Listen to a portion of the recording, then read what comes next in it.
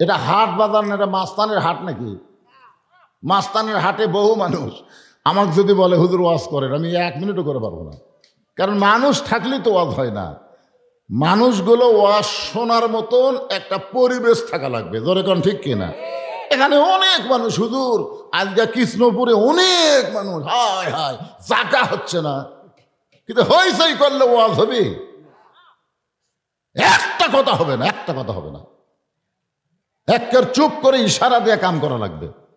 আপনারা জানেন না, এর আগে 2 বার আমি এখানে আইছি। আমার দাওয়াত দেবেন আর জায়গা ছোট করবেন, তার মানে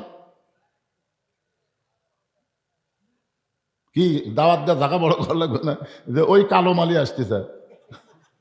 শোনেন ভাই, আমার খালি মানুষ ওয়াজ শুনবার আসেন রে, অনেক মানুষ আমাকে এক নজর দেখবারও আসে।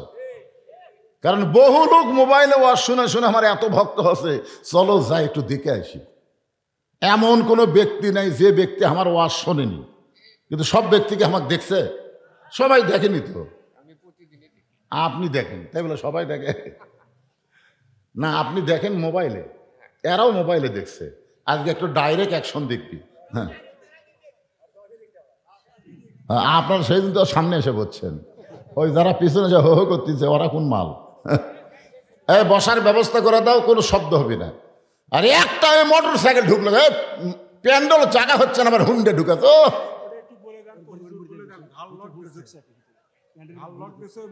এই মোটর সাইকেল কার রে ঘাল লক দেথ?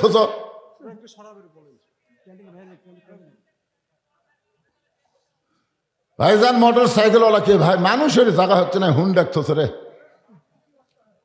হ্যাঁ, সবাই একটু জিকির করেন লা ইলাহা ইল্লাল্লাহ, জোরে লা ইলাহা ইল্লাল্লাহ, লা ইলাহা ইল্লাল্লাহ, লা ইলাহা ইল্লাল্লাহ, লা ইলাহা ইল্লাল্লাহ, লা ইলাহা, লা ইলাহা ইল্লাল্লাহু মুহাম্মাদুর রাসূলুল্লাহ।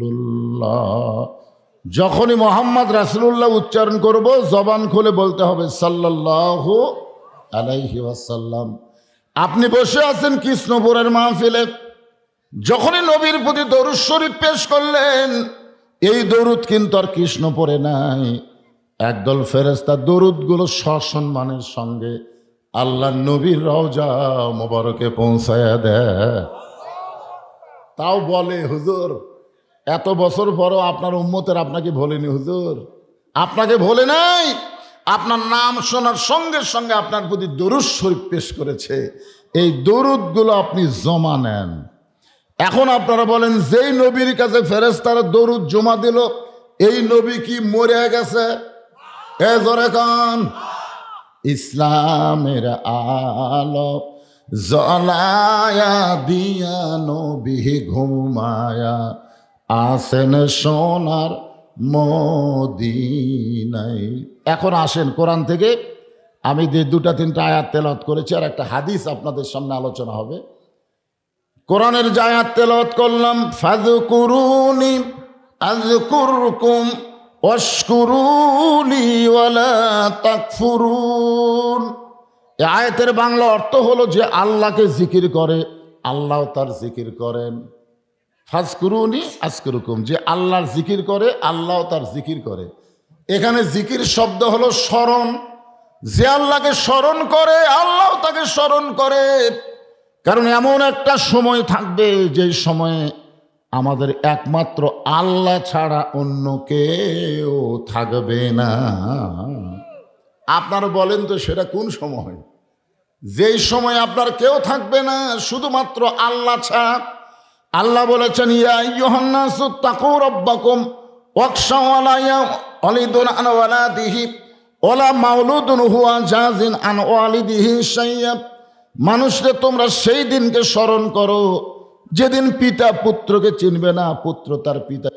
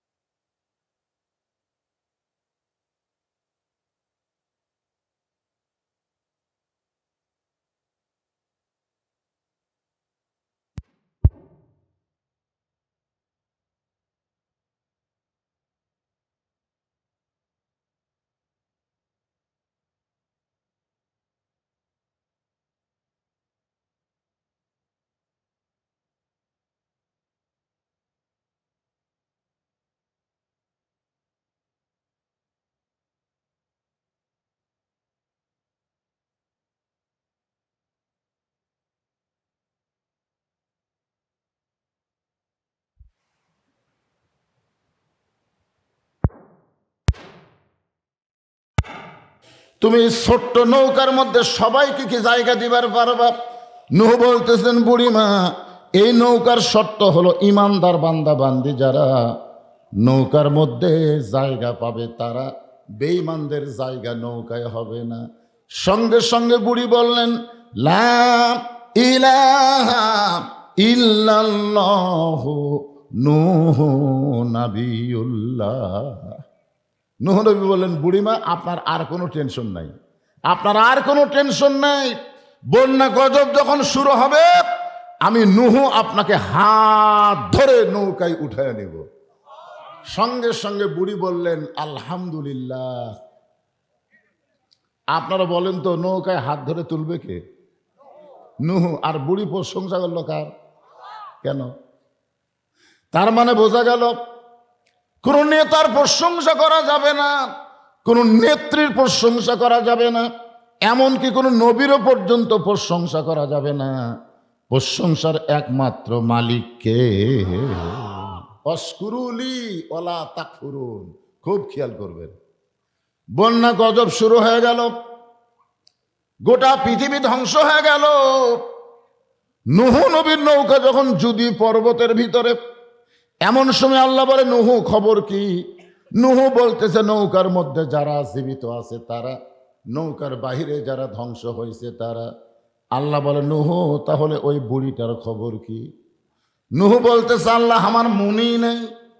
জোরে কোন কি নেই? যেই নূহ গজবের সময় বুড়ির হাত ধরে নৌকায় উঠাবে, সেই নূহ বলতেছে, আল্লাহ, আমার মনেই নাই। তার মানে বোঝা গেল বিপদ আপদ মুসিবত যখন শুরু হবে একটা নবী পর্যন্ত ভুলে যায়। অনেকে বলে, হুজুর, আমার কোনো চিন্তা নাই, আমি পীর ধরছি, আমি পীর ধরেছি। যখন কঠিন বিপদ হবে তখন পীর আপনার কথা মনে রাখবে না, পীরের কি হবে এটা নিয়েই পীর ব্যস্ত হবে। ধরে কোন কথা ঠিক কিনা? আল্লাহ বলে, নূহ, তাহলে বুড়িটার খবর কি? নূহ বলতে চাল্লাম, সবাই যখন ধ্বংস হয়ে গেছে তাহলে বুড়িটাও ধ্বংস হয়ে গেছে। আল্লাহ বলে, নূহ, আজগুবি কোনো কথা বলা যাবে না, কথা বলার আগে তদন্ত করে কথা বলা লাগবে। আজগুবি কোনো কথা বলা যাবে? কথা বলতে গেলে তদন্ত করে কথা বলা লাগবে। নূহ নবী তদন্ত করতে গিয়ে দেখে বুড়ি তো দূরের কথা, বুড়ির বাড়িটাও পর্যন্ত কিছু হয় নাই। একটা ভাঙ্গা সঙ্গা সুবড়ি বাড়ি, ওই বাড়িটাও পর্যন্ত কিছু হয় নাই। নূহ আশ্চর্য হয়ে গেল। যেই বন্যার পানি হিমালয় পাহাড় পর্যন্ত ডুবে থাকলো 40 দিন, আর সেই বড় বন্যার মধ্যে বুড়ির বাড়িটাও কিছুই হলো না। এবার নূহ নবী আশ্চর্য হয়ে ডাক দিলেন, বুড়িমা। যেই ডাক দিয়েছে বুড়িমা, সঙ্গে সঙ্গে বুড়ি টোপলা নিয়ে হাজির। নূহ নবী বলতেছে, বুড়িমা টোপলা খান? বলে, সাইজ হয়ে আছি বাবা, সাইজ হয়ে আছি রে, যে কোনো সময় ডাক পড়বি। ধরে কর, যে কোনো সময়। আমাদেরকে শিক্ষা দেওয়ার জন্যে আমাদেরও কিন্তু মৃত্যুর ডাক যে কোনো সময় পড়বে। কথা কন না খান? আপনার কি সাইজ হয়ে আছেন? একটা লোক নামাজে রুকু ঠিক মতো দিবার পারে না, এরকম ঘাড় কাট করে আবার লাভ ধরে। আমি বললাম, কে ভাই, এই রুকুত আপনি এত অল্প সময় দেন কেন? শুধু মাজা বেদনা হুজুর, মাজা ব্যথা, রুকু দিবার পারে না। ওই লোকটাকে দেখলাম 2 দিন পরে আলুর বাগুড় বান দিচ্ছে, একবার ওপর হসে, বাগুড় শেষ না হওয়া পর্যন্ত ওই মাথা তোলে না। তুমি নামাজের মধ্যে গিয়ে রুকু দিবার পারো না, আর দুনিয়ার কাম করতে গিয়ে ঘন্টার পর ঘন্টা পরে আছো। ওই যে এক আটি হাতত নিয়ে ওটা ওয়া শুরু করছে, যতক্ষণ ওয়া কমপ্লিট না আছে মাথা তুলতেছে। কথা কন না কেন? মাজা হেলা করতেছে না? দুনিয়ার কাম করতে গিয়ে 1 ঘন্টা মাজা হেলা থাকো, আর আল্লাহর নামাজ পড়বার যায় তোমার অত অত। একটু মনোযোগ দিয়ে শুনবেন। যে কোনো সময় আমাদের ডাক পড়বে। এই ডাক নিয়ে একটা গানও আছে বাংলাদেশে। ডাক দিহিয়াছেন আল্লাহ আমারে, রইব না আর বেশি দিন তোদের মাজারে। কত জনকে কত কি দিলাম, যাবার কালে একজন আরো দেখা না পাইলাম। এই গানটা গাছে হাসিনা, জানেন, যখন বাংলাদেশ থেকে পলাচ্ছিল, আমি ওই ভিডিওটা দেখছি। হাসিনা তখন বিমানের উপর উঠবে, শেখ রেহানা মাটির দিকে তাকা তাকা হাঁটতেছে, আর হাসিনা খালি এই উপর দিকে তাকাচ্ছে। উপর দিকে তাকায় চোখের পানি বের করে মনে মনে একটা গান গাচ্ছে, কত জনকে কত কি দিলাম, যাবার কালে এক চামচারও দেখা না পাইলাম। কত হাসিনার চামচারি আজকে বাংলাদেশে। আমি সবাইকে বলবো, চামচাগিরি করবার চাইলে কোনো নেতা নাত্রীর চামচাগিরি করেন না। চামচাগিরি করতে গেলে আল্লাহর বান্দা হওয়া লাগবে। জোরে কথা কন না কেন? চামচা সবাই একটু মনোযোগ দিয়ে শুনবেন। কতজনকে কত কি দিলাম, যাবার কালে একজন আরো দেখা না পাইলাম। ও আমার সাদের মালা যায় রে ছিঁড়ে, রইব না আর বেশি দিন তোদের মাঝারে। এখানে যত লোক আপনার বসে আছেন, আপনাদের মধ্যে এমন কোন লোক আছে যে লোকটা দাঁড়ায় বলতে পারে, হুজুর আমার বাড়ি কৃষ্ণপুরের সবচাইতে কাছে, আমি বাড়িতে যাবার পারবই? এরকম একটা সাহসী লোক দাঁড়ান তো দেখি, যে হুজুর এই যে আমার বাড়ি, হুজুর আমি বাড়ির যাবার পারবই, এই বলে খালি বাড়ির দিকে হাঁটালেন তো দেখি বাড়ির যান না হাসপাতালের যান দেখি তো। তাহলে এই সামান্য কথা বলার মতন সাহস যদি না থাকে, তাহলে আমাদের সাইজ হয়ে থাকার দরকার আছে না নাই? সাইজ মানে আল্লাহ বলতেছেন, ওয়ালা তামুতুন্না ইল্লা ওয়া আনতুম মুসলিমুন। তুমি মুসলমান না হয়ে মরিও না, মুসলমান হওয়ার সাইজ হয়ে আমাদের সব সময় থাকতে হবে। নূহ বললেন, বুড়িমা বন্যা গজব শেষ হয়ে গেছে, বন্যা গজব শেষ, গোটা পৃথিবী ধ্বংস হয়ে গেল, অথচ আপনার ঝুপড়ি বাড়িও কিছু হলো না, আপনার কিছুই হলো না। বলেন তো বুড়িমা, আপনি গোপনে গোপনে কি আমল করেন? বুড়ি মুচকি মুচকি হেসে বলে, নূহ তুমি যখন আমাকে বলেছিলে হাত ধরে নৌকায় তুলবা, তখন আমি কিন্তু আলহামদুলিল্লাহ বলেছিলাম। ঈমান গ্রহণ করার পরে আমার ঈমান আমাকে শিক্ষা দিয়েছে, দুনিয়ার সবাই সবাইকে ভুলতে পারে, কিন্তু একজনই ভুলবে না, তিনি হলেন আমার আল্লাহ। এখন আপনারা বলেন, আমাদের সবচাইতে আপনজনের নাম কি? আরো জোরে জোরসে বলুন। এরপর আল্লাহ বললেন, ইয়া আইয়ুহাল্লাযীনা আমানুস্তাঈনু বিস-সাবরি ওয়াস-সালাত ইন্নাল্লাহা মা'আস-সাবিরিন।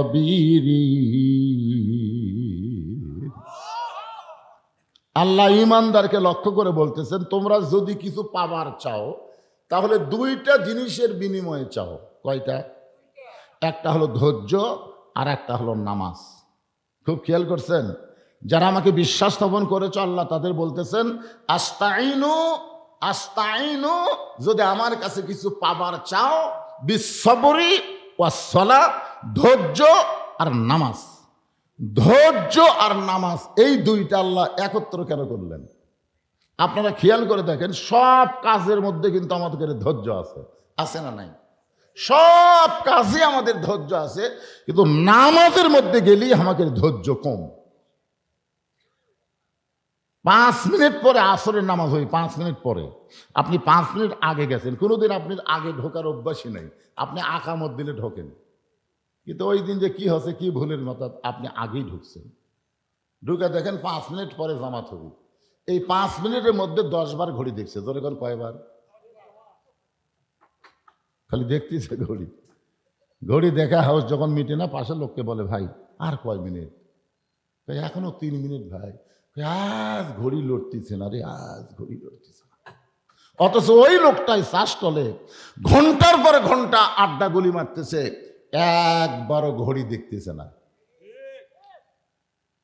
আপনারা বলেন তো, ধৈর্যের কথা আল্লাহ এখানে বলার পিছনে কারণ, এটা বোঝার জন্য বলতেছি। নামাজটা হলো আসরের নামাজ।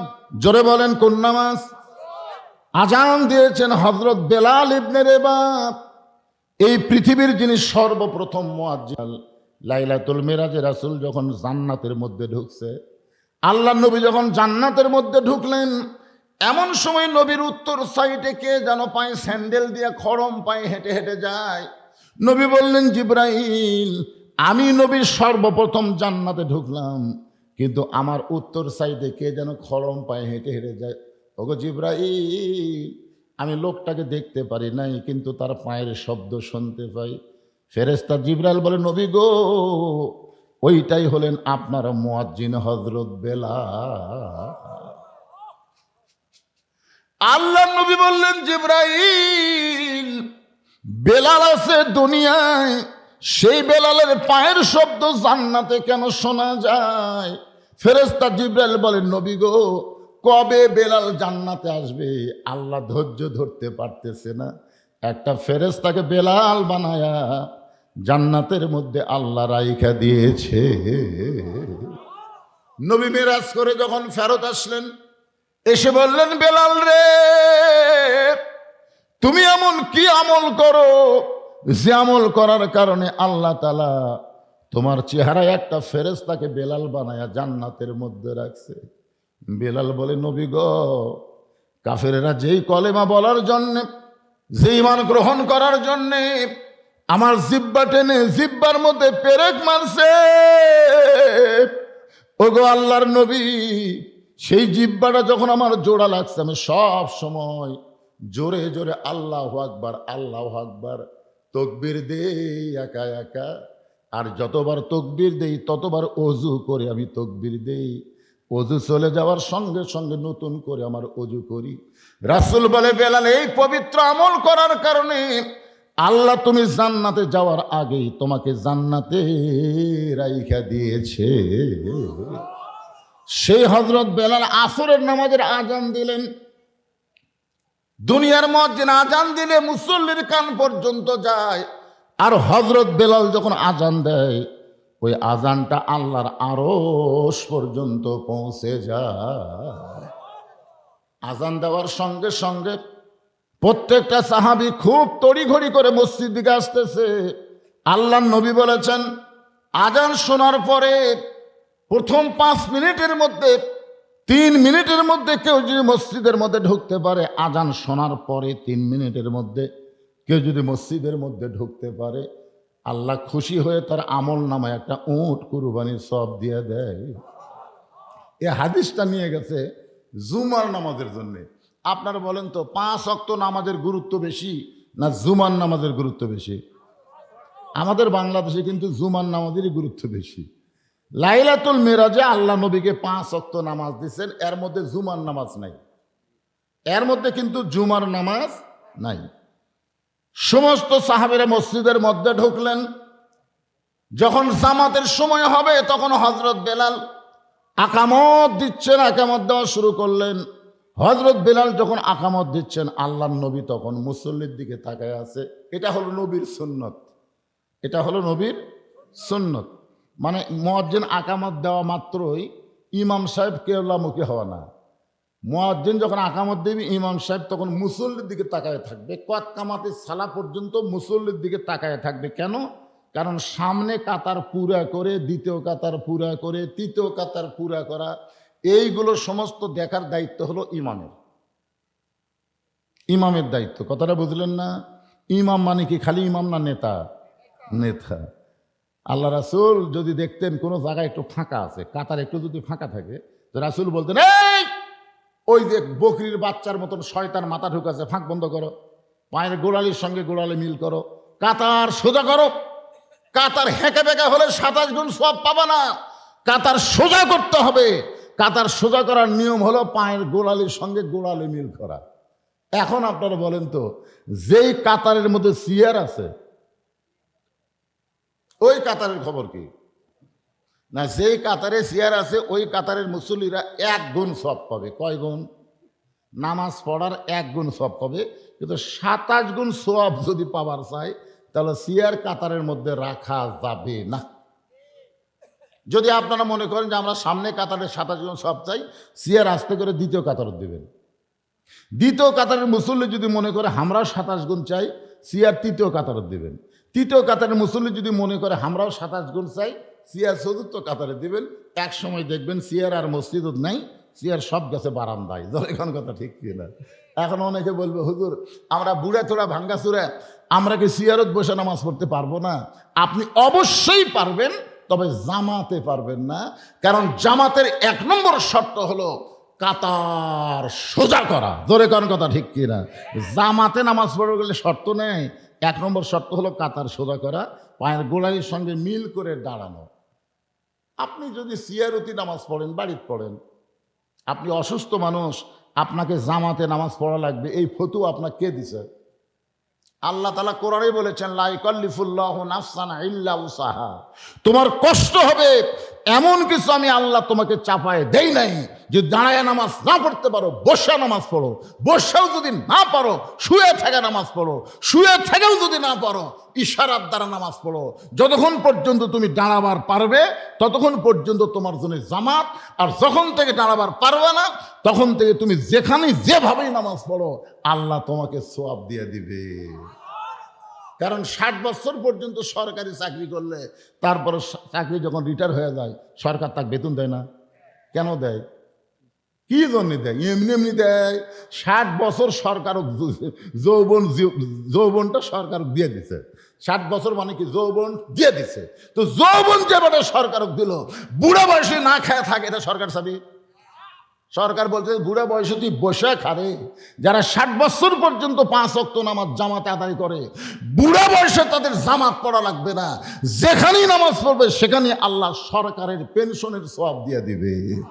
আপনারা বলেন তো, সরকারের চাইতে আল্লাহর দয়া কম না বেশি? তোমার মতন ভাঙ্গাচুরের জন্য 27 গুণ সওয়াব নষ্ট হচ্ছে। একটু মনোযোগ দেবেন।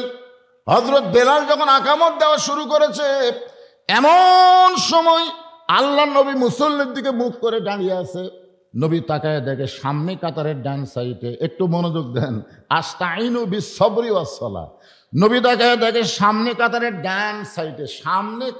ডান সাইডে একজন সাহাবী বসে আছে। আল্লাহ রাসূল কোরআন থেকে তেলাওয়াত করলেন, কুমু লিল্লাহি কানিতিন, কুমু লিল্লাহি কানিতিন। এই সাহাবী, বেলাল আকামত দিচ্ছে, তোমার কানতকে আকামত পড়তেছে না? কুম, দাঁড়াও, লিল্লাহে, আল্লাহর জন্য, কানিতিন, আনুগত্য নিয়ে। সুবহানাল্লাহ। তাহলে নামাজে আল্লাহর সামনে মসজিদে দাঁড়াবার গেলে আনুগত্য নিয়ে দাঁড়াতে হবে। আপনারা বলেন তো, সিয়ারত বসা এটা আনুগত্য? 2-1 আবার হেলান দিয়ে থাকেন, আর 2 কান্দের ফেরেশতা তাকায় আল্লাহ, এই শালার কান সারা চড় দিয়ে মসজিদ থেকে বের করে দেওয়া দরকার। আপনার সামনে দাঁড়াচ্ছে, আপনি হচ্ছেন নামাজের মালিক। যখন বান্দা নামাজ পড়ে, আসসালাতু মিরাজুল মুমিনিন, নামাজ হচ্ছে মুমিনদের মেরাজ। জোরে কোন সুবহানাল্লাহ। তা আপনারা কি মনে করেন আল্লাহ নবী আরশে দেয় নবীর সামনে হেলান দিয়ে বসে আছে? হেলান দিয়ে? আল্লাহ রাসূল বলেছেন, আনতাবুদুল্লাহ কান্নাকা তারাহু ফাইন লাম তাকুন তারাহু ফাইন্নাহু ইয়ারাকা। 1 জগ পানির মধ্যে 1 মুষ্টি চিনি ঘন্টন মারলে ওই চিনি যেমন পানির মধ্যে বিলীন হয়ে যায়, কোন বান্দা যখন নামাজে দাঁড়ায়, ওই বান্দাটাও তেমন আল্লাহর মহব্বতে নিজের অস্তিত্ব আমিত্বকে বিলীন করে দেয়। নিজের অস্তিত্ব আমিত্ব, আমি কে? আমি বড় হুজুর, আমি এমপি, আমি ডিসি, এগুলো চলবি না। চলবে কথা করে, এগুলো চলবে? যদি এসপির সাথে কাতার ফাঁকা থাকে, এক চৌকিদার এসে খাড়া হবে, এসপির কাছে চৌকিদার খাড়া হবে। চৌকিদার আর এসপির পায়ের গোড়ালি মিল করা লাগবে। এখন চৌকিদার পায়ের গোড়ালি মিল করতে যায়, এসপির পায়ের গোড়াতে একটু ঠোকা লাগিয়েছে, বুঝছেন না ভাই? এসপির পা হলো তেলতেলা, চৌকিদার পা হলো ফাটা।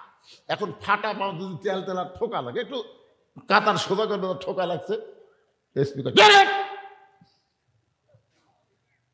আল্লাহ বলতেছে, এসপি ঘাট ধরে বার করে দে, এসপি ঘাট ধরে বার করে দে। আমার সামনে চৌকিদার এসপি না, আমার সামনে সবাই সমান। জোরে বলেন কথা ঠিক কিনা? কথা বলেন। তুমি এসি, এসপি, তুমি ডিসি, তুমি এমপি, তুমি মন্ত্রী, তুমি মৌলানা, তুমি বক্তা, এগুলো একটাও খাওয়া নাই। আল্লাহর সামনে দাঁড়াচ্ছি আমরা, কার সামনে? এই জন্য রাসূল বললেন কুমু লিল্লাহি কানিতিন।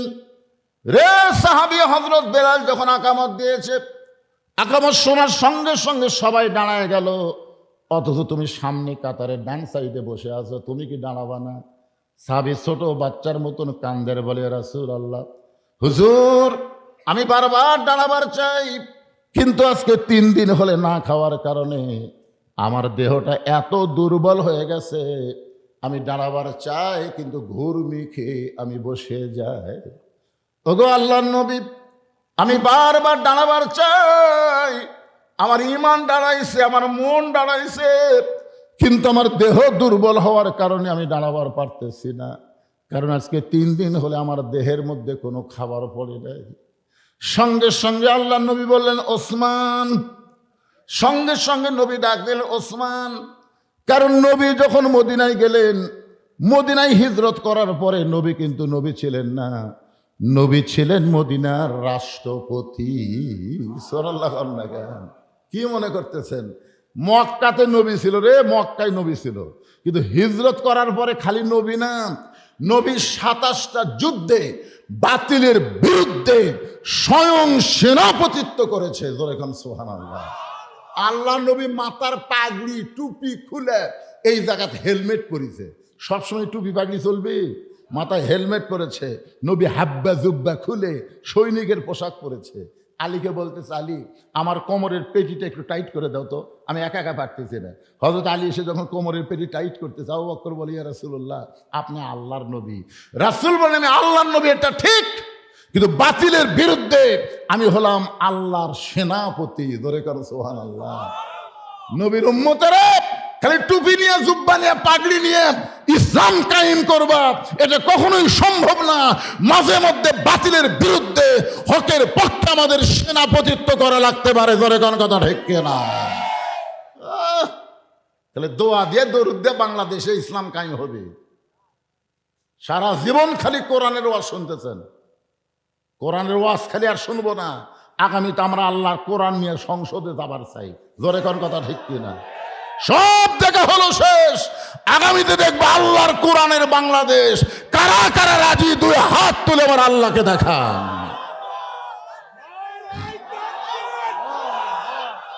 লিল্লাহি তাকবীর। আল কোরআনের আলো সংসদে জালো, কোরআন হাদিস যেখানে, দুনিয়ার মুসলমান লিল্লাহি তাকবীর। আল্লাহর নবী যখন মদিনার রাষ্ট্রপতি ছিলেন, ওই সময় নবী আবু বকর রাদিয়াল্লাহকে ধর্মমন্ত্রীর দায়িত্ব দিয়েছিলেন। কি মন্ত্রী? আর হযরত উমর হলেন আইন মন্ত্রী। দেখেন তো মন্ত্রীর সাথে মানুষগুলার কেমন সম্পর্ক। আর হযরত ওসমান গনি হলেন অর্থমন্ত্রী, আর হযরত আলী হচ্ছেন শিক্ষামন্ত্রী।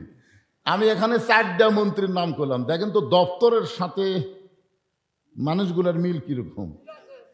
আজকে যদি হযরত আলীর মতন শিক্ষামন্ত্রী বাংলাদেশে থাকতো, তাহলে প্রাইমারির জন্য ভিক্ষা করা লাগতো, হাফিজি মাদ্রাসার কোনো ভিক্ষা করা লাগতো না। জোরে কোন কথা ঠিক কিনা? কারণ 1400 বছর আগে রাসূল নিজেই বলেছেন, খায়রুকুম মান তাআল্লামাল কুরআন ওয়া আল্লামা।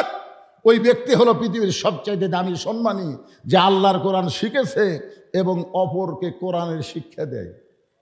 কত বছর আগে আপনাকে কৃষ্ণপুরে আসছি, আবার আজকেও এসে দেখি একই অবস্থা। আমি হাফেজ সাহেবকে বললাম, কে রে ভাই, এর পরিবর্তন হয় না? মানে ভাঙ্গাচুরা কি 90% মুসলমান, 100 জনের মধ্যে 95% আমরা মুসলমান। সেই মুসলমানের দেশে প্রাইমারির পুরাতন বিল্ডিং ভাঙ্গে নতুন বিল্ডিং হয়, আর হাফিজি মাদ্রাসা যা আসলো তার চাইতে নিচে চলে যায়। পরিবর্তন বাংলাদেশ করা লাগবে। কথা কন না কেন? একদম বাগডম ঘোলাডম সাথে ঢাক ঢোলক ঝাঁতর বাজে, ব্যস্তে ব্যস্তে চললো, ঢুলি ঢুলি গেল কমলা ফুলি।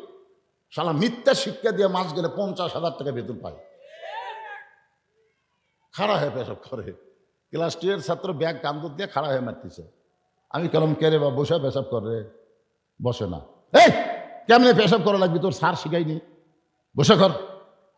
ওই তখন আমাকে বলতে চা কি কয়, প্রাইমারি পেশাবখানার যার দিকে আমার সারই খাড়া হয়ে পেশাব করে, ওর সারই খাড়া হয়ে মারে, ওই বসবি। আর সেই শিক্ষার জন্য আজকে হাজার হাজার কোটি টাকা বাজেট হয়। একটু মনোযোগ দিয়ে শুনবেন, আল্লাহ নবী ডাক দেন ওসমান। সঙ্গে সঙ্গে ওসমান বলে লব্বাইকে রাসূলুল্লাহ। আল্লাহ নবী ওসমান, আল্লাহ তোমাকে এত সম্পদ দান করেছে, এত সম্পদ আল্লাহ তোমাকে দান করেছে, আর তোমার ভাই আজকে 3 দিন হলে না খেয়ে আস। যে সাহাবী বসে আছে কয়দিন? আল্লাহ তোমাকে এত সম্পদ দান করেছে, এখন বলেন তো আল্লাহ ওসমানকে কত সম্পদ দান করেছে, কত সম্পদ দান করেছে। একদিন নবী ওসমানকে বলেন, ওসমান আল্লাহ তোমাকে কত সম্পদ দিয়েছে, তুমি হিসাব জানো? ওসমান বলতেছে, হুজুর হিসাব জানবো না কেন? কারণ যেদিন থেকে নামাজের সাথে সাথে জাকাত ফরজ হচ্ছে, সম্পদশালীর জন্য যেদিন থেকে জাকাত ফরজ, সেদিন থেকে সম্পদের হিসাব করা লাগবেই। কারণ হিসাব ছাড়া জাকাত দেওয়া যাবে না, জাকাত দিলে গিয়ে হিসাব করেই দেওয়া লাগবে। জোরে কোন কথা ঠিক কি না? 100 টাকার মধ্যে কয় টাকা? 1000 টাকার মধ্যে 25 টাকা, 1 লাখের মধ্যে 2500 টাকা। আর যে লোকটা বলে ভাই আমার এত সম্পদ আছে হিসাব নাই, যে লোকটা বলবে আমার এত সম্পদ আছে হিসাব নাই, ওই বিনা হিসাবে জাহান্নামী। তোর সম্পদের হিসাব নাই, তুই বিনা হিসাবে জাহান্নামী। হ্যাঁ কি কন? হিসাব থাকার দরকার আছে না নাই? কত টাকা আয় করলেন, কত টাকা ব্যয় করলেন, বর্তমানে কত রাখলেন, এর শতকরা 2.5 টাকা দেওয়া লাগবে পাগলা। না দিলে আপনি জান্নাতে যাবার পারবেন না। যাকাত না দিয়ে কেউ যদি মসজিদ বানায়, মাদ্রাসা বানায়, একটা সওয়াব আল্লাহর দরবারে কবুল হবে না। আগে ফরজ যাকাত আদায় করতে হবে। জোরে কোন কথা ঠিক কিনা? আর এই যাকাত আদায় হবে মওলানার ওয়াজ দিয়ে হবে না। হ্যাঁ, এই 4টা কর্মসূচি আছে, সময় হলে পরে বলতেছি, একটু মনোযোগ দিয়ে শুনবেন। ওসমান গনি বললেন, ইয়া রাসূলুল্লাহ, আল্লাহ আমাকে এত সম্পদ দিয়েছে, এই সম্পদ রাখতে গিয়ে যে গুদাম হয়, সমস্ত সম্পদ রাখতে গিয়ে যে গুদাম হয়, এই গুদামের তালা দিয়ে, এই গুদামের তালার চাবি টানতে একটা উট হিমশিম খায়। বুঝবার পারেন না? মানে আল্লাহ আমাকে যত সম্পদ দিয়েছে, সম্পদ রাখার জন্য যে গুদাম আছে, এই গুদামে তালা দিয়ে ওই তালার চাবি টানতে একটা উট হিমশিম খায়। চাবি টানতে একটা উট হিমশিম খায়। তাহলে কত সম্পদ আছে, গুদাম আছে কত, তার তালা দিছে কত, তালার চাবি টানতে একটা উট মাঝে মাঝে বসা যায়, মাঝে মাঝে খাড়া হয়, হিমশিম খায়। আল্লাহ নবী ওসমান, আল্লাহ তোমাকে এত সম্পদ দিছে, এই সমস্ত সম্পদ যদি আল্লাহ ফেরত চায়, আল্লাহ যদি ফেরত চায়, তুমি কি করবা? বলা মাত্রই ওসমান গনি মারছে দৌড়। সাহাবেরা ভাবতেছে হুজুর আল্লাহ ফেরত চাওয়ার কথা শুনে ওসমান গনি দৌড় মারলো। রাসূল মুস্কি হাসিটা বললেন, একটু ধৈর্য ধরো। কিছুক্ষণ পরে ওসমান গনি যে উটটা চাবি টানতে টানতে হিমশিম খায়, ওই উটটার রশি ধরে নবীর কাছে এনে বলতেছে, ইয়া রাসূলুল্লাহ, সমস্ত গুদাম সহ, তালা সহ, চাবি সহ এই উটটাও আমি আল্লাহকে দিয়া দিলাম। আল্লাহ রাসূল বলো, ওসমান সবই আল্লাহ দিলে। ওসমান কয়, হুজুর আল্লাহ দিত, এগুলা তো সবই আল্লাহর, আল্লাহ আমাকে দিয়া পরীক্ষা করতেছে। আপনারা বলেন তো সমস্ত সম্পদের মালিককে? আল্লাহ আমাকে দিয়া কি করতেছে? আল্লাহ বলেছেন, আল্লাযী খালাকাল মাউতা ওয়াল হায়াতা লিয়াবলুয়াকুম আইয়ুকুম আহসানু আমালান ওয়া হুয়াল আজিজুল গফুর। আপনারা কি মনে করতেছেন আমার পকেটে যে টাকা আছে, এই টাকা আমারই? যদি মস্তান জাতি অ্যাক্সিডেন্ট করে আমি পড়ে থাকি ভাই, মানুষজন আমাকে উদ্ধার করার আগে আমার পকেট হাতাবে আগে। ধরে কোন কথা ঠিক কি না?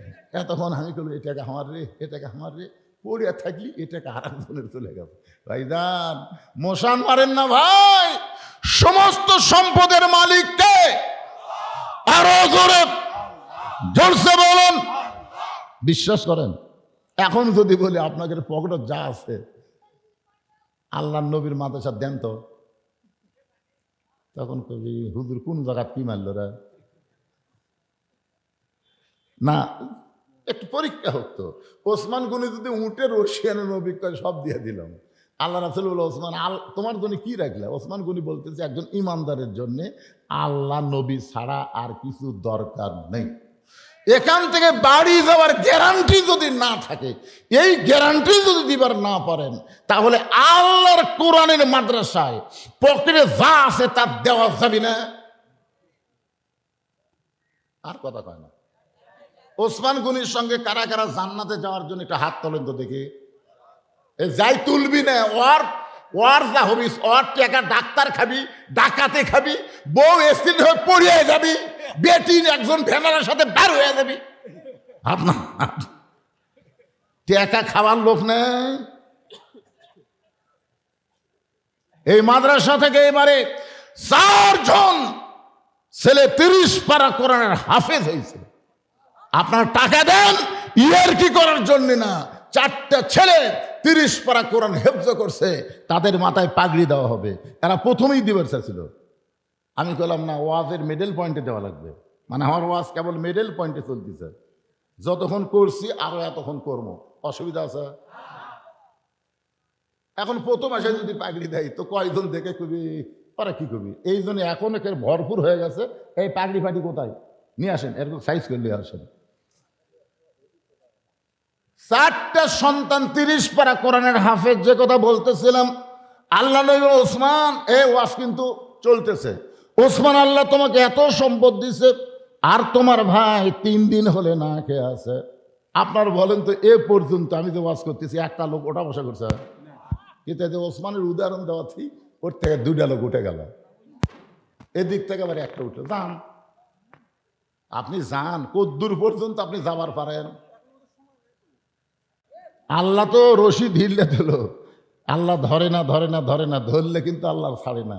হাসিনাকে আল্লাহ 15.5 বছর সময় দিয়েছিল, দেখি তুই কি করিস। ওরকে এক মাজা ভাঙ্গা, বুঝলেন? 2 জন হাত ধরে টানা তোলে, 2 জন পাশার ঠেলা মারে। ওই মাইক পেয়ে কয় খেলা হবে, খেলা হবে। আল্লাহ খালি ছাড়িয়ে দেওয়া থুসলো, দেখি তোরা কদ্দূর যাওয়ার পারিস। যান, আপনারা যান, কয়টা উঠে যাবেন, যান যান, কদ্দূর পর্যন্ত যাবার পারেন।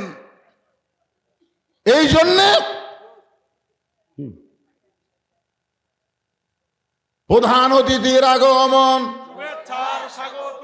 আমার শাহ আলম ভাইয়ের আগমন, লিল্লাহে তাকবীর। প্রতিনিধি, যাই হোক, প্রধান অতিথির প্রতিনিধি, এখন প্রধান অতিথি না আসাই ভালো, কারণ বুঝতেছেন না। হ্যাঁ, ওনার প্রতিনিধি আছে, বসতে দেন। আমি যেই কথা বলতেছিলাম একটু মনোযোগ দেন। আল্লাহ নবী ওসমান, আল্লাহ তোমাকে এত সম্পদ দান করেছে, এত সম্পদ দান করেছে, সেখান থেকে তোমার ভাই আজকে 3 দিন হলে না খেয়ে আছে। জোরে কান, কয়দিন? মনে আছে না ভুলে গেছেন? তুমি কি তাকে কিছুই দিবার পারবা না? ওসমান গনি চোখের পানি বের করে বলে, ইয়া রাসূলুল্লাহ, আমার ভাই 3 দিন হলে না খেয়ে থাকার কারণে দুর্বল হয়ে নামাজে দাঁড়াবার পারতেছে না। এইটা যদি আমি আগে জানতাম, মনোযোগ দিয়ে কথাগুলো শোনেন, এইটা যদি আমি আগে জানতাম, আমি নিজে না খাইয়া আমার ভাইয়ের বাড়িতে খাবার পৌঁছায়া দিতাম। আপনার বলেন তো, ওসমান গনির কথার সাথে কাজের মিল আছে? আচ্ছা, কি বলতেছে যে আমার ভাই আজকে 3 দিন হলে না খেয়ে আছে, এই কথা যদি আমি আগে জানতাম, নিজে না খাই আমার ভাইয়ের বাড়িতে খাবার পৌঁছায় দিতাম। এরকম বহু নেতা ভোটের আগে এমন কিছু কথা বলবে, ভোটের পরে দেখবেন ওই কথার সাথে নেতার কিন্তু আর মিল নাই। জোরে কোন কথা ঠিক কিনা? এই জন্য আল্লাহ কোরআনে বলেছেন, লিমা তাকুলু মা লা তাফআলু। এই কোরআনের মধ্যে আল্লাহ বলেছেন, কথা বলবে, কথার সাথে কাজের মিল হবে না, এরাই হলো মুনাফিক।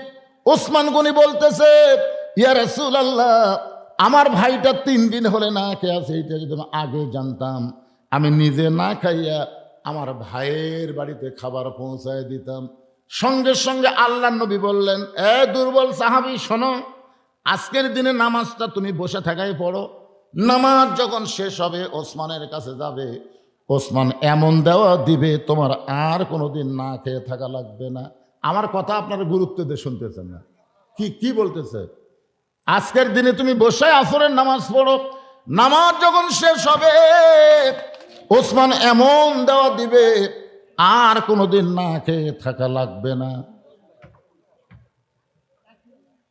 অসুবিধা নেই, খাম হয়নি, একটু অসতর্ক মুহূর্তে বসে গেছে ভাইজান,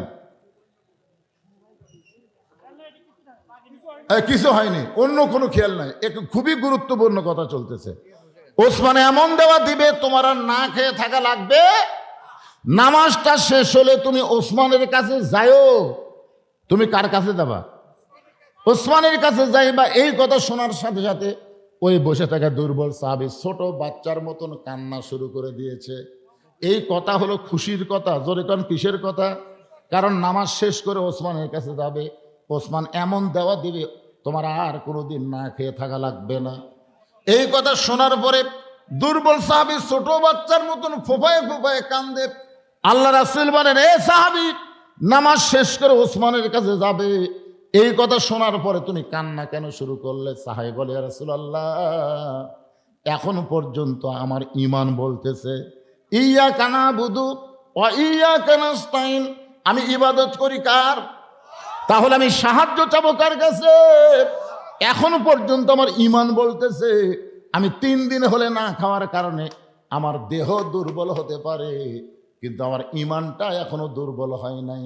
দরকার হলে না খাইয়া খাইয়া মরে যাব, কিন্তু আমার আল্লাহকে ছাড়া আমি ওসমানের কাছে যাব না। খেয়াল করে শুনছেন? কয়দিন হলে না খাওয়া? আমার দেহ দুর্বল হয়ে গেছে, কিন্তু আমার ঈমানটা এখনো দুর্বল হয় নাই। আমার ঈমান বলতেছে আল্লাহ আমাকে দিবে। যতক্ষণ পর্যন্ত আমার ঈমান বলবে আল্লাহ দিবে, ততক্ষণ পর্যন্ত দরকার হলে না খাইয়া খাইয়া মরে যাব, কিন্তু আমি আল্লাহ বাদ দিয়ে ওসমানের কাছে যাবার পারবো না। এই কথা যেই মাত্র দুর্বল সাহাবী বলেছে, সঙ্গে সঙ্গে আল্লাহ নবী বললেন, আজকে নামাজ দেরিতে হবে।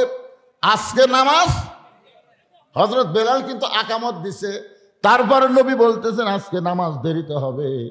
এই কথা বলে আল্লাহ নবী মেহরাব থেকে, নবী যেই জায়গায় নামাজে দাঁড়াইছেন এই জায়গার নাম কি? মেহরাব। মেহরাব থেকে আল্লাহ নবী ওই কোনায় বসা দুর্বল সাহাবীর দিকে যখন রওনা দিচ্ছে, দুর্বল সাহাবীর দিকে যখন রওনা দেয়, এমন সময় হযরত ওমর আল্লাহ নবীর জুব্বা টেনে ধরছে। আইন মন্ত্রী, দরেগণ কি মন্ত্রী? আইন মন্ত্রী নবীর জুব্বা ধরে বলতেছে, ইয়া রাসূলুল্লাহ, আপনার জুতার পরশে আল্লাহর আরশ ধন্য হয়ে যায়, আপনার জুতার পরশে আল্লাহর আরশ ধন্য হয়ে যায়। আপনি সেই নবী দুর্বলের কাছে যাবেন কেন? আপনি খালি হুকুম দেন, ওরে স্যাং দোলা করে আপনার কাছে নিয়ে আসতেছি। আইন মন্ত্রীর কথা যেরকম, যে হুজুর আপনার জুতার পরশে, লাইলাতুল মিরাজে নবীর জুতার পরশে আল্লাহর আরশ ধন্য হয়ে যায়, তো আপনি কেন দুর্বলের কাছে যাবেন? খালি আমাকে হুকুম দেন তো, ওই উঠতে পারে না, এরকম স্যাং দোলা করে আপনার কাছে নিয়ে আসতেছি। আপনি যাবেন না হুজুর, আমরাই তাকে নিয়ে আসতেছি। এই কথা শোনার সঙ্গে সঙ্গে রাসূল বলে, ওমর, ওমর, 2 চোখ দিয়ে যা দেখতেছ, এই 2 চোখের দেখা দেখা না, অন্তরের চক্ষু দিয়ে তাকায় দেখো, আমি নবী কেন দুর্বল সাহাবীর দিকে যাই, আমি কেন যাই, এইটা তোমার 2 চোখ দিয়ে দেখলে হবে না, এটা অন্তরের চোখ দিয়ে দেখা লাগবে। আজকে আপনারা অন্তরের চক্ষু দিয়ে দেখেন, দুনিয়াবী শিক্ষা আর আল্লাহর কোরআনের শিক্ষা দুইটাকে এক। বহু নেতা মরে গেলে কোনোদিন কোনো নেতা তার ছেলেকে বলে না যে ভার্সিটির 10টা ছেলে, ইঞ্জিনিয়ার 10টা ছেলে, কলেজের 10টা ছেলে, 30টাকে দাওয়াত দিয়ে আমার জন্য দোয়া করে লেস। এ কথা কোনো নেতাই পায় না। মরার আগেই বলে দেয় যে আমি মরে গেলে অমুক 3টা হাফেজি মাদ্রাসার বাচ্চাদের নিয়ে এসে আমার রুহের মাগফিরাতে কোরআন শরীফ খতম করে লেস। তাহলে মরিয়া যাওয়ার পরে যেই নেতার রুহের মাগফিরাতে কোরআন খতম দেওয়া হয়, জীবিত অবস্থায় সেই সকল নেতাদেরকে আল্লাহর কোরআনের পক্ষে থাকার দরকার আছে না নাই? বাংলাদেশের প্রত্যেকটা নেতারা যদি আল্লাহর কোরআনকে বাস্তবে গ্রহণ করে, সংসদে গিয়ে যদি কোরআনের পক্ষে কথা বলে, তাহলে হাফিজি মাদ্রাসার জন্য কোনো ভিক্ষা করা লাগবে না। প্রাইমারি যেরকম চলে, প্রথম মুসলমানের বাংলাদেশে মাদ্রাসাও সেভাবে চলবে। ধরে কন কথা কন না কেন ভাই, কথা কন না কেন? আল্লাহ রাসূল বলেন, ওমর খালি দুই চোখ দিয়ে দেখো না, আমি নবী কেন দুর্বল সাহাবীর দিকে যাচ্ছি, এটা চোখ বন্ধ করে দেখো। কি বন্ধ করে? চোখ বন্ধ করে দেখো। এবার হযরত ওমর চোখ বন্ধ করেছে। চোখ বন্ধ করে দেখার সাথে সাথে হযরত ওমরের গোটা দেহ থরথর করে কাঁপতেছে। কাঁপতে কাঁপতে হযরত ওমর মসজিদের মধ্যে পড়ে গেছে। সমস্ত সাহাবী দৌড়ে এসে ওমরকে উঠাবার চায়। রাসূল বলেন, ওমরকে তোলার দরকার নাই, ওমর নিজে নিজেই উঠবে। আর চোখ বন্ধ করে কি দেখেছে, এটা তোমাদের সকলের কাছে হযরত ওমর নিজেই বয়ান করবে। আচ্ছা, হযরত ওমর দুর্বল সাহাবীর দিকে চোখ বন্ধ করে কি দেখলো? আর দেখতে দেখতে কাঁদতে কাঁদতে পড়ে গেল। আর রাসূল বলতেছেন, তোমাদেরকে ওমর তোলা লাগবে না, ওমর নিজেই উঠবে এক সময়। উঠে চোখ বন্ধ করে কি দেখলো, এটা তোমাদের সামনে বয়ান করবে। সাহাবেরা বলতেছি, ইয়া রাসূলুল্লাহ, আমরা ওমরের এই কথাটা শুনবার চাই। রাসূল বলেন, একটু ধৈর্য ধরো, এই ব্যবসায় পড়ে গেছে, ওটা লাগবে না। তো সাহাবীরা যদি শুনবার চায়, আপনারা যারা বসে আছেন, দাঁড়িয়ে আছেন, আপনারা শুনবেন না ভাইজান? আজকে দেখেন এই কোরআনটা আসলে কি ভাই। কেন যে 4 জন পাগড়ি দেওয়া হবে রাত থেকে?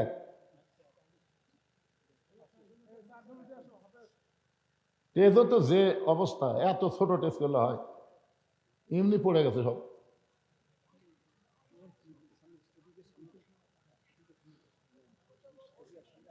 হ্যাঁ,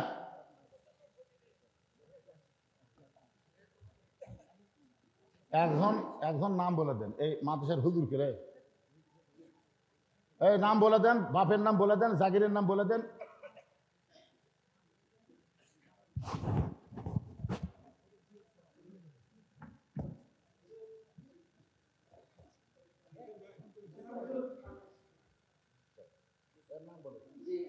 আলহামদুলিল্লাহ, প্রথম শেষ করেছেন হাফেজ মোহাম্মদ আব্দুল্লাহ, পিতা মোহাম্মদ ইনামুল হক, গ্রাম করতলা, পোস্ট মোগামতলা, উপজেলা শিবগঞ্জ, জেলা বগুড়া।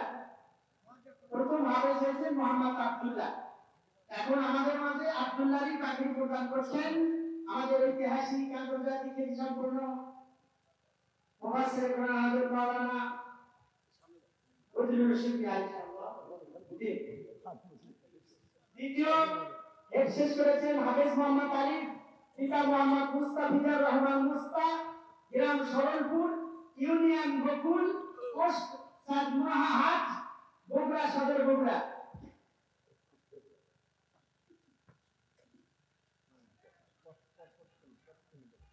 আলহামদুলিল্লাহ। তৃতীয়টা হাফেজ হয়েছেন মোহাম্মদ নাইম, পিতা মোহাম্মদ নাসির উদ্দিন প্রামাণিক, গ্রাম মহিষবাগান, পোস্ট শেখের কোলা, বগুড়া সদর, বগুড়া।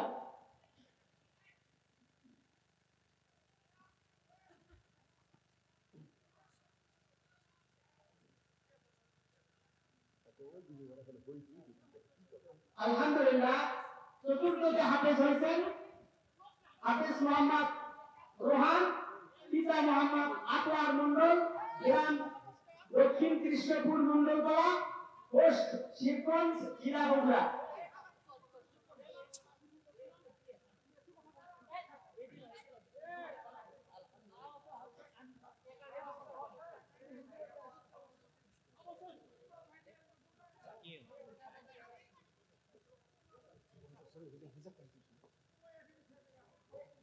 আলহামদুলিল্লাহ।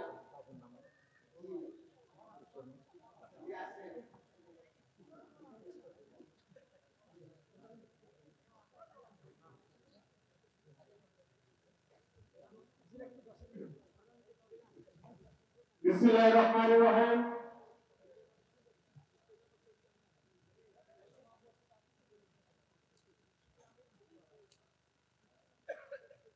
এরপরে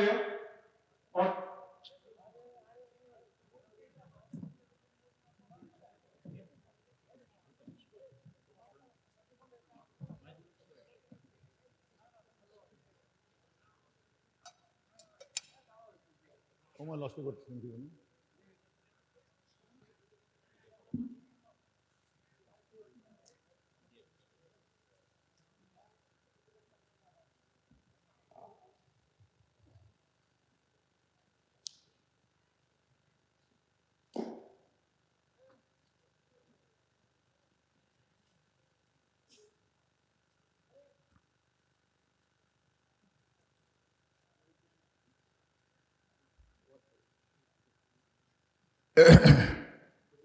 জি,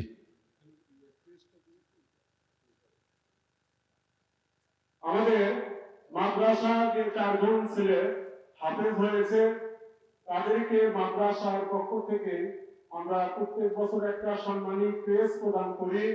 সেই ক্রেস্ট প্রদান অনুষ্ঠানে প্রথম হাফেজ মোহাম্মদ আব্দুল আল ফাহিম, পিতা ইনামুল হক, তাকে ক্রেস্ট দিয়ে সম্মাননা প্রদান করতেছে। আজকের মাদ্রাসার আমাদের মাদ্রাসার সভাপতি জনাব মহিদুল হক ভাই, জনাব মহিদুল হক ভাইকে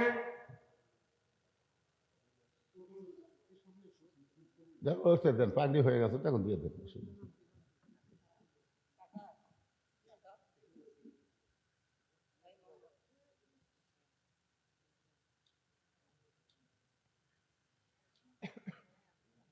শাহ আলম ভাই নিজেই কথা বলুন। এরপরে দ্বিতীয় হাফেজ হয়েছে মোহাম্মদ আলিফ ইসলাম, পিতা মুস্তাফিজুর রহমান মুস্তাক, গ্রাম চাঁদমোহা সরলপুর। তাকে সম্মাননা ক্রেস্ট প্রদান করতেছে। প্রধান অতিথি অর্থাৎ মীর শাহ আলম ভাইয়ের প্রতিনিধি হিসেবে আছে আলহামদুলিল্লাহ। এরপরে মাদ্রাসার বাৎসরিক আয় ব্যয়ের হিসাব হবে। হিসাবটা মাদ্রাসার মহাতামিম আব্দুল মালেক হুজুর পেশ করবেন।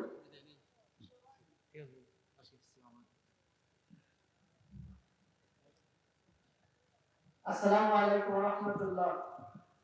আল্লাহ পাকের শুকরিয়া, আলহামদুলিল্লাহ। আল্লাহ পাকের হাবিবের সাথে দরুদ ও সালাম পড়ছি সাল্লাল্লাহু আলাইহি সাল্লাম।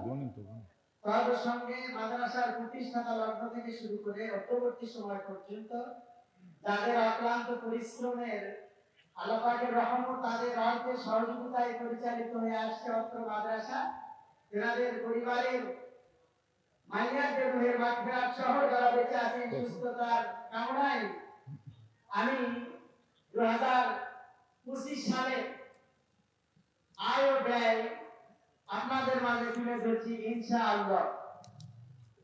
2024 সালের আগের ক্যাশ ছিল 34,489 টাকা। 2025 সালের মাহফিলের আয় ছিল 47,197 টাকা। 2025 সালের রমজান মাসে আয় 1,52,204 টাকা। 2025 সালের ধান বিক্রি আয় 1,07,000 টাকা। 2025 সালের ছাত্রদের মাসিক আয় ছিল 1,34,000 টাকা। 2025 সালের লাগরজানি ও চান্দের মোট দাম থেকে আদায় ছিল 18,000 টাকা। 25 সালের ছাগলার ছোট ছোট ছাগল যাহা জব করার অনুপযোগী তাহা টোটাল বিক্রি হয়েছে 15,000 টাকা। 2025 সালের মাসিক আদায় 15,600 টাকা। 2025 সালের কোরআন হাদিয়া ছিল 1900 টাকা। 2025 সালের সাধারণ ফান্ড ছাত্র ভর্তি ফি 10,000 টাকা। আমাদের তিরিশ বেলায় ছিল 5,35,393 টাকা ইনশাআল্লাহ। ব্যয় বলছি 2025 সালের বোর্ডিং বাজার 90,760 টাকা। 2025 সালের শিক্ষক ও বাবুর্চিদের বেতন 2,71,000 টাকা। মাদ্রাসার মিটারের বিল দেওয়া হয়েছে 14,000 টাকা। বক্তার অগ্রিম হাদিয়া দেওয়া 5,000 টাকা। সুধী সমাবেশে খরচ 24,860 টাকা। ফিরিজ ক্রয় 13,000 টাকা। আনুষঙ্গিক খরচ 7,480 টাকা। চাল ক্রয় 63,055 টাকা। আমাদের মোট ব্যয় হয়েছে 4,89,155 টাকা। মোট আয় 5,35,390 টাকা। মোট ব্যয় 4,89,155 টাকা। বর্তমানে আমাদের ফিরিস রয়েছে 46,235 টাকা। সবাই বলি আলহামদুলিল্লাহ। উপস্থিতি আমার আল্লাহ পাকের অশেষ রহমত। আমাদের শ্রোতাগণ প্রধান মেহমানদ্বয় এর আগে 3 বার আসছিলেন, কোন আলহামদুলিল্লাহ। আমার জামাই একবার আসছিলেন, কোন আলহামদুলিল্লাহ। এইবারে আল্লাহ এরকম শহরে একটু পরেই ভাবি প্রোগ্রাম আছেন, ওখানকার সুবিধা আল্লাহ কবুল করেছেন, আসছেন। প্রধান মেহমানদের জন্য দোয়া করবেন, আল্লাহ আমাদের হায়াত সহ সকল প্রকার অসুস্থ থেকে নিরাময় দান করে দিনের কাজে নিঃশ্বাস থাকা পর্যন্ত কবুল করেন, এই কোন আমিন। পাশাপাশি আজকের এই মাহফিলের দিনে এলাকার এমন কতগুলি গোলাম দোয়া চেয়েছেন, হুজুর দোয়া করবেন। কন্যা অসুস্থ একটা ছাগল দান করেছে, কোন আলহামদুলিল্লাহ। অন্তত এরপর একজন ছাগল দান করেছেন, ভাই পরিবার সহ আমেরিকায় আছে, তাদের জন্য দোয়া করবেন। পাশাপাশি আমাদের সম্মানিত সভাপতি সাহেব কি আজকে কেন দিয়ে আসলেন, তিনি ওই সহযোগিতা সালামাতি করতেন, ওনার জন্য সুস্থতা কামনা করে যারা অসুস্থ আছে সকলকে আল্লাহ যেন সুস্থতায় ইমান হায়াতে বরকত দান করেন, এই আশাবাদ ব্যক্ত রেখে সংক্ষেপ রিপোর্টের মধ্য দিয়ে আলোচনা শেষ করলাম। ওয়াহিদ দাওয়ানা আলহামদুলিল্লাহি রাব্বিল আলামিন। আজকের মাহফিলের সম্মানিত প্রধান অতিথি আসতে পারে নাই, কিন্তু ওনার প্রতিনিধি এসেছেন, ওনার পক্ষ থেকে 10,000 টাকা নগদে দান করেছেন। আমরা সবাই তার জন্য প্রাণ খুলে দোয়া করব, আল্লাহ যেন তাকে সম্মানের মুকুট পরায় দেয়। সকলে বলে আল্লাহুম্মা আমিন। এখনো কথা হলো, ওয়াজটা তো এক টানে ওঠে, ঠিক না? আমিও ওয়াজের একটা টানে ছিলাম, একটা পয়েন্টের মধ্যে ছিলাম। আমি আপনাদেরকে যেটা দেখাবার চাচ্ছিলাম সেটা হলো যে মাদ্রাসা দুর্বল হলে কি হবে। এই মাদ্রাসা থেকে এই বছরেই 4 জন ছেলেকে 30 পারা কোরআন হেফজ করার সনদ দেওয়া হলো, পাগড়ি প্রদান করা হলো। এমন একটা মাদ্রাসা আপনাদের এলাকায় টিকে থাক, এটাকে আপনারা চান না ভাই? বিশেষ করে এখানে মাদ্রাসার উন্নতিকল্পে মাহফিল আপনারা সব শুনলেন। এই মাদ্রাসা চলে সরকারি টাকা দিয়া না আপনাদের দান দিয়া? তো ওমর ফারুক কাঁপতে কাঁপতে বেহুশ হয়ে পড়ে গেলেন। সাহাবেরা বললেন আমরা এসে ওমরকে তুলতে চাই, রাসূল বললেন তোমাদের তোলা লাগবে না, ও নিজেই উঠে বলবে। এমন কি দেখলো যেটা দেখার কারণে সে নিজে কাঁপতে কাঁপতে বেহুশ হয়ে পড়ে গেল।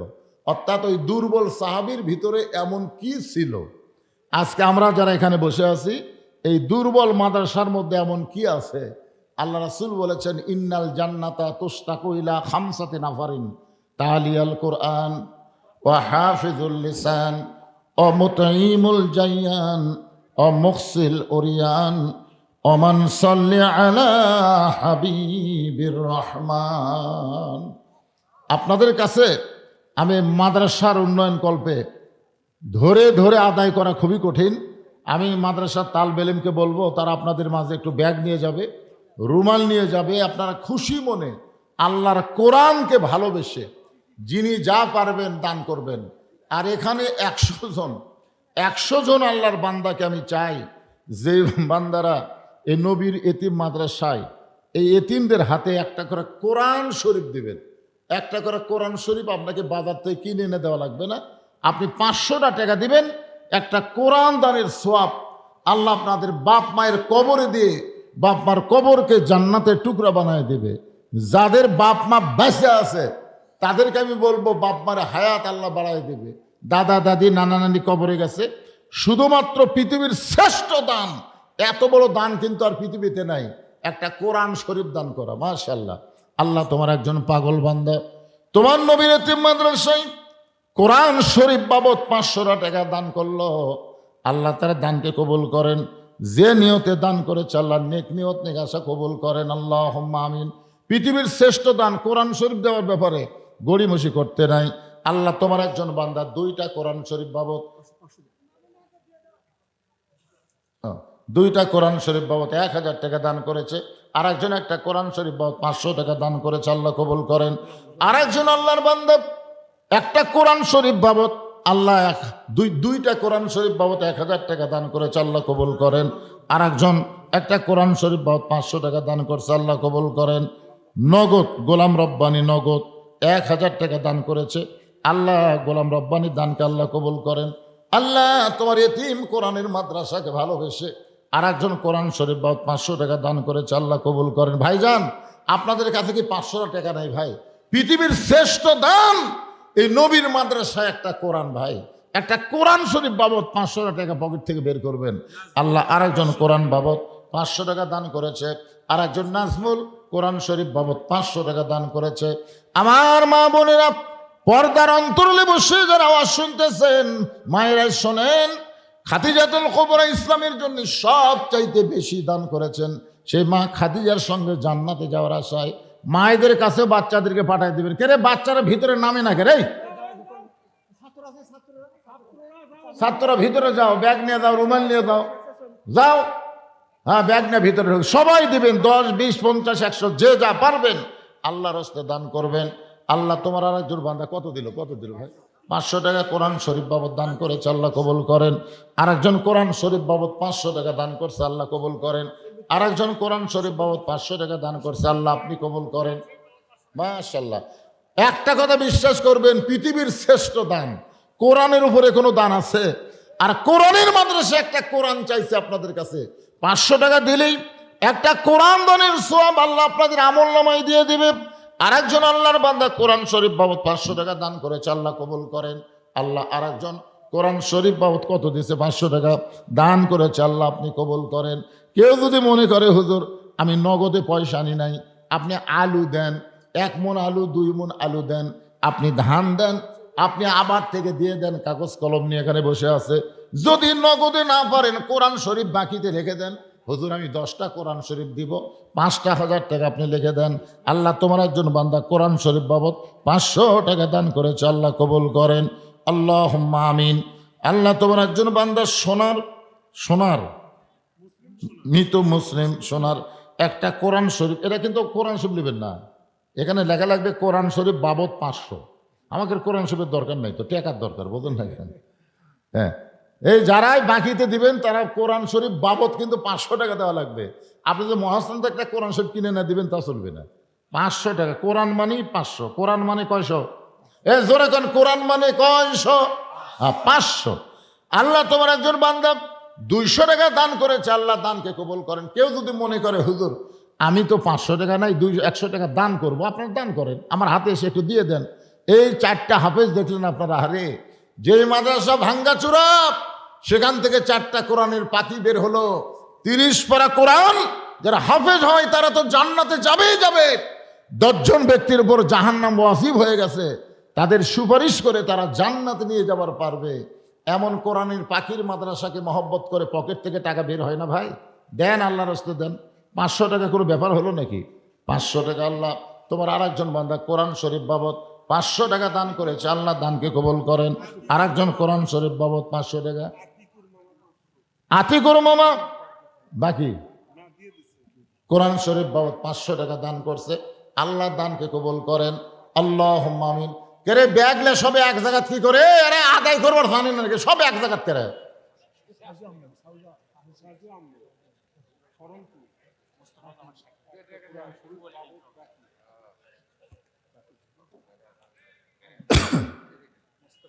মুস্তফা জামান শাকিল অফিসার পূর্বানী ব্যাংক 1000 টাকা দান করছে, আল্লাহ দানকে কবুল করেন। 2টা কোরআন শরীফ বাবদ 1000 টাকা দান করেছে, আল্লাহ দানকে কবুল করেন। আল্লাহুম্মা আমিন। আজকের মাহফিলের সম্মানিত সভাপতি সাহেব কয়টা কোরআন শরীফ দিবেন? 10টা 10টা লা 20টা দেন, আর 10,000 টাকা মাশাআল্লাহ। আজকের মাহফিলের সম্মানিত সভাপতি সাহেব 10,000 টাকা ধরে বলেন মারহাবা লিল্লাহ। এরা বড় আশা করে বিজ্ঞাপন যত নাম দিছে বুঝলেন, এইগুলো অতিথি কুটিরে। হ্যাঁ, এই বিশেষ অতিথি আমন্ত্রিত অতিথিবৃন্দ এরা কোথায়? নাম না দিলে আমার নাম দেশনি, আমার নাম দেশনি, এখন নাম দিয়ে দিছে আর পাত্তা নেই। দেখছেন জামাই কাক কয়? দেখেন এই গ্রামের জামাই মেহেদি হাসান রনি, মেহেদি হাসান জনি 4টা কোরআন শরীফ বাবদ 2000 টাকা দান করেছে, আল্লাহ তার দানকে কবুল করেন। আল্লাহুম্মা আমিন। সহসভাপতি জনাব মোহাম্মদ, উনি নাই না, দেখি দেখি আগে কার নাম ভাই। হাসান মাহমুদ রে, জনাব মোহাম্মদ হাসান মাহমুদ রেজভি, জনাব মোহাম্মদ আশরাফুল ইসলাম। এই আশরাফ ভাই আসেন তো দেখি দেখি আপনি কি দিচ্ছেন দেখি। এই মাদ্রাসার সহসভাপতি, প্রধান অতিথির নাম শাহ আলম, সিনিয়র শিক্ষক ও সহসভাপতি অত্র মাদ্রাসা। ৩,০০০ টাকা নগদে করছে দান, 6টা কোরআন শরীফ বাবদ। আল্লাহ তার দানকে কবুল করেন, সকলে বলে আল্লাহুম্মা আমিন। আচ্ছা, এই মাদ্রাসার কমিটির সভাপতিকে, মাদ্রাসার কমিটির সভাপতি চলে গেল কেন? না দিয়ে চলে গেল। এখন ডাক দেন, প্রধান অতিথি সম্মান করলে টাকার দরকার। মোহাম্মদ শাহজাহান রায়নগর থেকে অতিথি ১,৫০০ টাকা নগদ দান করেছে। আল্লাহ তার দানকে কবুল করেন, আল্লাহুম্মা আমিন। আপনাদের যে আশরাফুল ইসলাম সাহেব আসেন, এগুলা টিক চিহ্ন দিচ্ছেন, কে দিছে এগুলা?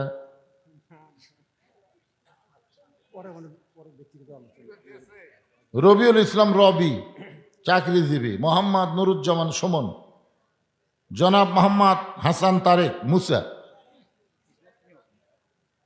জনাব মোহাম্মদ রুবেল হোসেন।